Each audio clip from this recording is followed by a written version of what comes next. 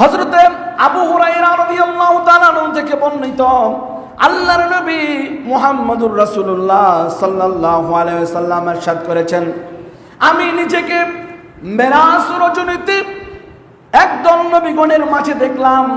আমি দেখলাম হযরতে মুসা আলাইহিস সালাম দাঁড়িয়ে নামাজ আদায় করতেছেন। বলে সুবহানাল্লাহ।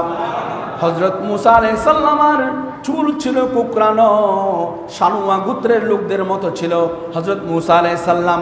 হযরত মুসা আলাইহিস সালাম দাঁড়িয়ে নামাজ পড়তেছেন। মরিয়মের ছেলে হযরতে ঈসা আলাইহিস সালাম দাঁড়িয়ে নামাজ পড়তেছেন।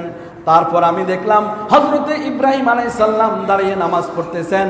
যখন নামাজের ওয়াক্ত হলো, আমি রাসূল ইমাম হয়ে আমি জামাতে নামাজ আদায় করলাম। বলি সুবহানাল্লাহ। নবী কি জিন্দা না মুর্দা? নবী মইরা গেছে, মাটির সাথে মিশা গেছে। তো মেরাজ রজনীতে আমার নবী সব দেখলেন, মুসা আলাইহিস সালামকে, ঈসা আলাইহিস সালামকে, ইব্রাহিম আলাইহিস সালামকে নামাজ পড়তে দেখেন।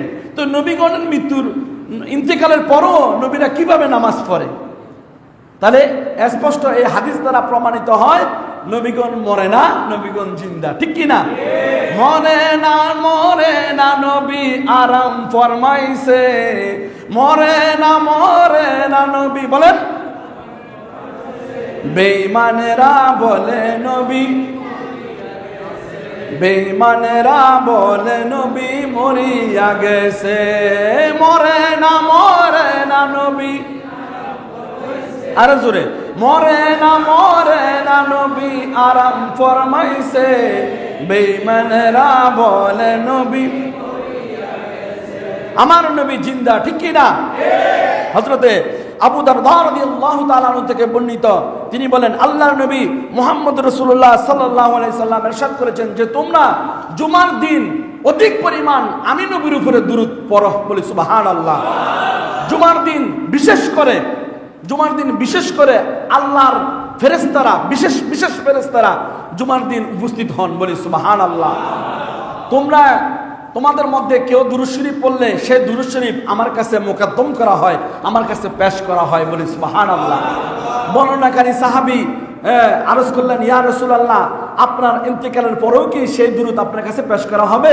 আল্লাহর নবী মুহাম্মদুর রাসূলুল্লাহ সাল্লাল্লাহু আলাইহি সাল্লাম বললেন যে তোমরা দুরূদকে পড়ো, এই সকলের দুরূদ আমি নবীর কাছে ইন্তেকালের পরেও পেশ করা হবে। বলি সুবহানাল্লাহ। কেননা আল্লাহ তাআলা এই জমিনের জন্য নবীগণকে বক্ষণ করা হারাম করে দিয়েছেন। বলি সুবহানাল্লাহ। অর্থাৎ মাটি নবীদেরকে খাবে না, মাটি নবীদেরকে খাবে না। এই মাটিকে আল্লাহ হারাম করে দিয়েছেন নবীগণের দেহ মোবারক বক্ষণ করার জন্য। কথাকে বুঝতে পেরেছেন? তো আমার নবীগণ আল্লাহর পক্ষ থেকে জীবিত অবস্থায় রিজিক প্রাপ্ত। বলি সুবহানাল্লাহ। আমার নবীগণ কবরের মধ্যে কি জীবিত না মুর্দা? জীবিত। আল্লাহ তাআলা আমাদের সেই ঈমানের উপর অটল থাকার তৌফিক দান করুক। সকলে বলি আল্লাহুম্মা আমিন। হযরত আনাস রাদিয়াল্লাহু তাআলা আনহু থেকে বর্ণিত, নিশ্চয় নবীগণকে 40 রাতের পর, নবীগণকে কত রাতের পর? 40 রাতের পর তাদেরকে কবরে ফেলে রাখা হয় না। কয় রাতের পর? 40 রাতের পর তাদেরকে কবরে ফেলে রাখা হয় না, বরং সিংহায় ফুঁক দেওয়া পর্যন্ত আল্লাহর সম্মুখে নবীগণ নামাজ পড়তেই থাকেন। বলি সুবহানাল্লাহ। সিংহা ফুঁক দেওয়া পর্যন্ত আল্লাহর নবীগণ কি আল্লাহর সম্মুখে ইবাদত মগ্ন থাকেন। বলি সুবহানাল্লাহ। প্যারা হাজিরিন, ইয়াজিদ বাহিনী মদিনা শরীফে আক্রমণ করেছে। মসজিদে নববীর মধ্যে 3 দিন আজান হয় নাই, ইকামত হয় নাই। আল্লাহর নবী মুহাম্মদুর রাসূলুল্লাহ সাল্লাল্লাহু আলাইহি ওয়াসাল্লাম হযরতে সাঈদ ইবনে মুসাইব রাদিয়াল্লাহু তাআলা আনহু সেই মসজিদে নববীর অভ্যন্তরে আটকা পড়ে রয়েছেন। তিনি দেখতে পেলেন যে নামাজের সময় নির্ণয় করলেন, আর আল্লাহর নবী গুনগুন শব্দ তিনি শুনতে পেয়েছেন। বলি সুবহানাল্লাহ। মসজিদে নববী থেকে আল্লাহর নবীর গুনগুন শব্দ তিনি শুনতে পেয়েছেন। বলি সুবহানাল্লাহ। তাহলে এর দ্বারা স্পষ্ট প্রমাণিত হয় আমার নবী হায়াতুন নবী।